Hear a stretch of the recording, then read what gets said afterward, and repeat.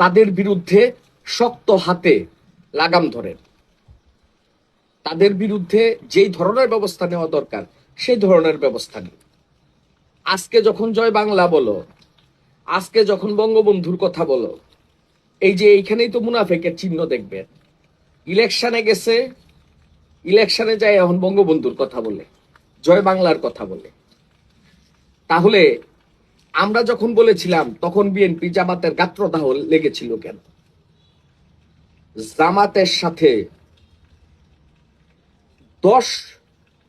10 minute দাঁড়ানোর ক্ষমতা নাই এই বিএনপি নামক মুনাফেকের দলের, যেখানে সমগ্র রাজনৈতিক দলটায় শুধুমাত্র সুযোগ সন্ধানী, শুধুমাত্র অর্থ সন্ধানী এবং মুনাফেকের বসবাস। খেয়াল করেন, মামলা করেছে সব আওয়ামী লীগের লোকজনের বিরুদ্ধে, আবার আওয়ামী লীগের লোকজনেরই বাড়ি ঘরে হামলা করছে, তাদের সম্পদ লুট করছে।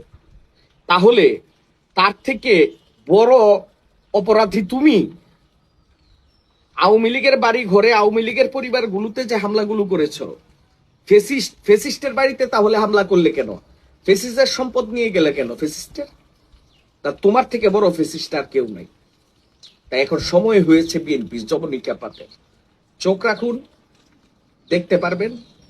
আর এই মুনাফেকের দল অসহায় অলরেডি হয়ে পড়েছে, আরো অসহায় হয়ে পড়বে। আর তারা মাতোয়ারা যে নির্বাচন করবে, এমপি হবে, এমপি দেখতে থাকুন আপনারা।